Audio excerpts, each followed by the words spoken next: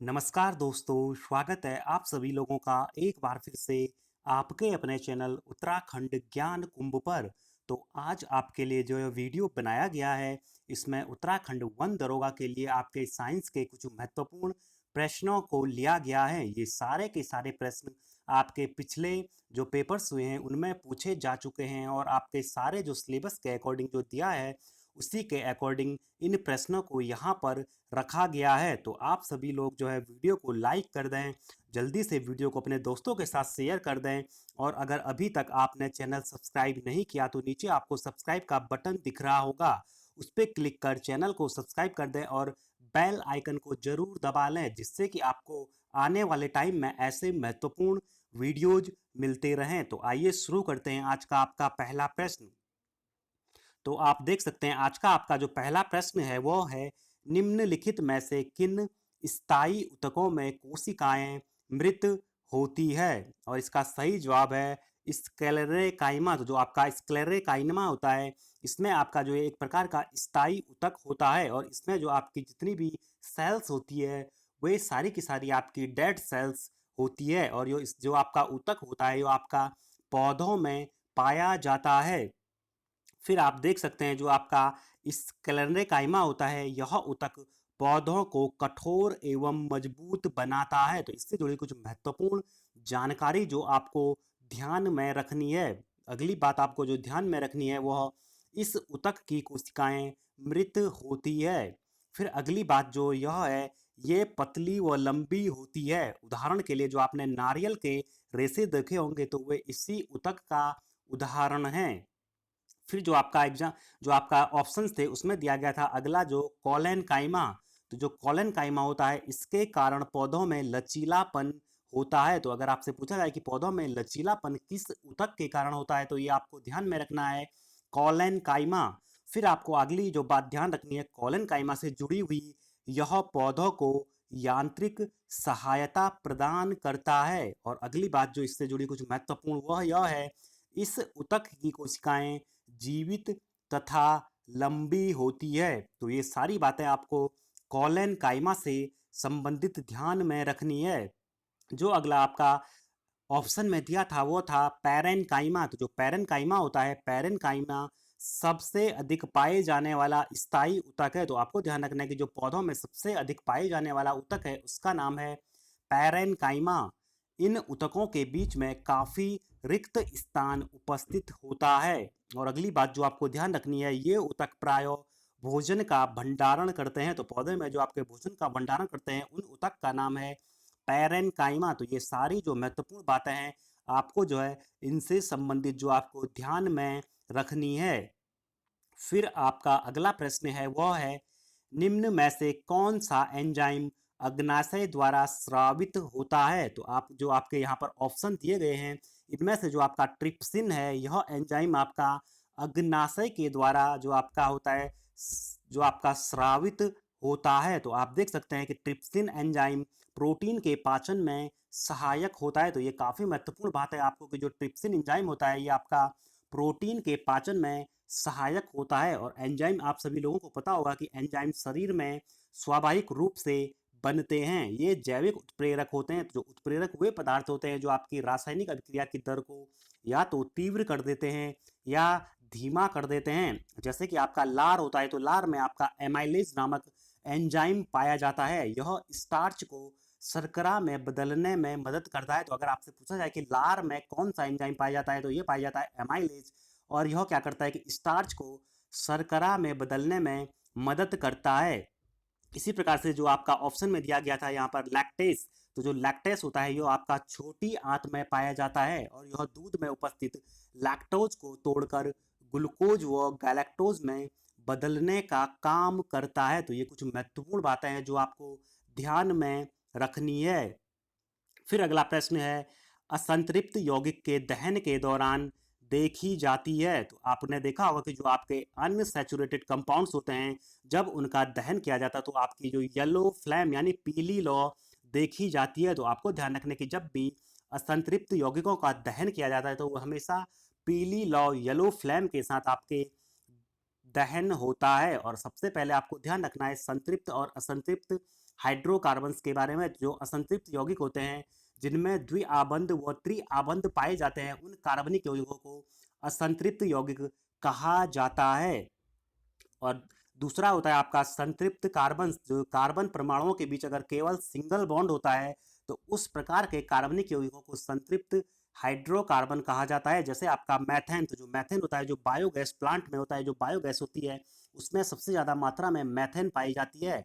और जब भी हम बायोगैस को जो है दहन करते हैं तो हमेशा नीली लौ के साथ यह जलते हैं। तो आपको ध्यान रखना है कि असंतृप्त वाले पीली लौ के साथ जलते हैं, जबकि संतृप्त वाले नीली लौ के साथ जलते हैं। इसी तरह से आपका संतृप्त का दूसरा उदाहरण है ब्यूटेन, जो आपके घरों में जो एलपीजी होती है उसमें ब्यूटेन होती है। तो आपने देखा होगा कि घरों में जो सिलेंडर में जो गैस होती है, तो जब आप बर्नर ऑन करते हैं तो वह भी नीली लौ के साथ जलता है, तो वह भी आपका संतृप्त हाइड्रोकार्बन का उदाहरण है। फिर अगला प्रश्न है आज का, परागकण किसमें पाए जाते हैं? तो इसका सही जवाब है परागकोश। तो आपको याद रखना है कि जो परागकण होते हैं वह आपके परागकोश में पाए जाते हैं। फिर अगला प्रश्न है, न्यूलैंड ने उस समय तक ज्ञात डॉट डॉट तत्वों को अपने अष्टक वाली आवर्त सारणी में व्यवस्थित किया था। तो काफी महत्वपूर्ण प्रश्न है। तो आपको ध्यान रखना है कि जब न्यूलैंड्स ने अपनी आवर्त सारणी बनाई थी तो उन्होंने टोटल 56 एलिमेंट उस समय तक ज्ञात थे। तो उन्होंने 56 एलिमेंट्स को अपने आवर्त सारणी में रखा था। और जो न्यूलैंड का अष्टक लॉ है वो आप लोगों को पता होगा कि उन्होंने जो एलिमेंट्स थे उनको संगीत के स्वरों के रूप में व्यवस्थित किया था, कि जैसे संगीत में पहला व लास्ट का स्वर एक सा होता है, तो उसी प्रकार से उन्होंने अपनी आवर्त सारणी में तत्वों को इसी प्रकार से जो है रखा था। तो इसीलिए उसको न्यूलैंड्स का अष्टक नियम कहते हैं। और इसमें टोटल आपके 56 एलिमेंट थे। तो ये काफी बार आपका पूछा जा चुका है। फिर अगला प्रश्न है, यदि एल्युमिनियम की संयोजकता 3 और ऑक्सीजन की संयोजकता 2 है तो एल्युमिनियम ऑक्साइड का रासायनिक सूत्र, तो जो एल्युमिनियम ऑक्साइड होगा इसका रासायनिक सूत्र होगा Al2O3। तो ये आपका जो संयोजकता है वैलेंसी, वहां से यह प्रश्न पूछा गया है। फिर अगला प्रश्न है, शक्ति का सूत्र है द फॉर्मूला ऑफ पावर। तो आप सभी लोगों को पता होता है कि जो पावर शक्ति का सूत्र होता है कार्य बटे समय W/T। तो ये आपका पावर का फॉर्मूला होता है। यहाँ से आपके न्यूमेरिकल्स भी पूछे जाते हैं। फिर अगला प्रश्न है, कार्बोहाइड्रेट्स, प्रोटीन और वसा का पूर्ण पाचन कहाँ पर होता है? तो आप सभी लोगों को पता होगा कि जो कार्बोहाइड्रेट्स होते हैं और प्रोटीन और जो वसा होता है, इन सभी का पूर्ण रूप से पाचन आपका छोटी आंत, जो आपकी स्मॉल इंस्टेंटाइन होती है, छोटी आंत, यहाँ पर कार्बोहाइड्रेट्स, प्रोटीन और वसा का पूर्ण रूप से पाचन होता है। फिर आपका अगला प्रश्न है, परमाणु की त्रिज्या का प्रयोग किस किसे मापने के लिए किया जाता है? और इसका सही जवाब है परमाणुक आकार, जो ऑप्शन नंबर 4 है। तो जो परमाणु की त्रिज्या होती है इसका प्रयोग परमाणुक का जो एटॉमिक साइज होता है उसको मेजर करने के लिए किया जाता है। फिर आज का आपका अगला प्रश्न है वो है, वनस्पति भागों या बीजों के बजाय कोशिकाओं के माध्यम से नए पौधों के उगाने को कहा जाता है? तो जो आपका पौधे होते हैं उनको बीजों के बजाय अगर हम कोशिकाओं के माध्यम से अगर नए पौधे उगाते हैं तो इस प्रक्रिया को कहा जाता है टिश्यू कल्चर। तो ये काफ़ी नया टर्म होगा। तो आपको ध्यान रखना है कि हम टिश्यू कल्चर में बीज के बजाय जो आपके वनस्पति के भाग होते हैं या कोशिका होती है उसके माध्यम से नए पौधे को उगाते हैं, तो इसको टिश्यू कल्चर कहा जाता है। फिर अगला प्रश्न है, क्या बेकिंग सोडा रासायनिक रूप से बेकिंग पाउडर से अलग होता है? तो इसका सही जवाब है ऑप्शन नंबर 2, हाँ। जो बेकिंग सोडा होता है वो सोडियम कार्बोनेट है, जबकि आपका baking powder sodium by carbonate है। तो आपको पता होगा जो बेकिंग सोडा होता है वो होता है सोडियम बाइकार्बोनेट NaHCO3।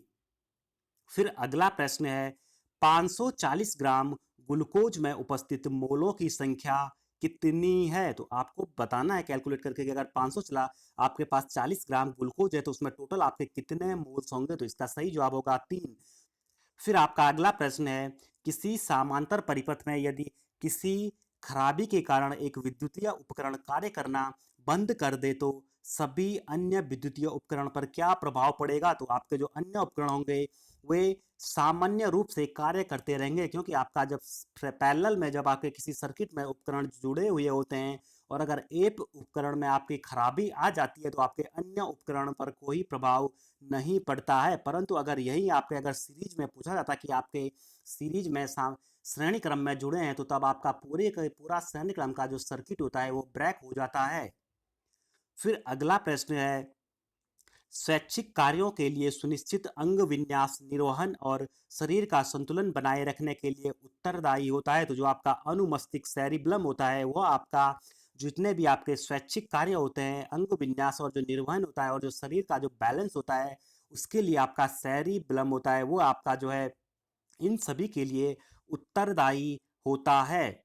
फिर अगला प्रश्न है, निम्नलिखित में से कौन सा बायोमास ऊर्जा का एक स्रोत नहीं है? तो जो बायोमास ऊर्जा का स्रोत नहीं है वो है आपका एटॉमिक एनर्जी। तो आपको ध्यान रखना है कि बाकी आपके इथेनॉल हो गया, गाय का गोबर और लकड़ी, ये सारे के सारे बायोमास ऊर्जा के उदाहरण हैं, परंतु एटॉमिक एनर्जी आपका बायोमास ऊर्जा का उदाहरण नहीं है।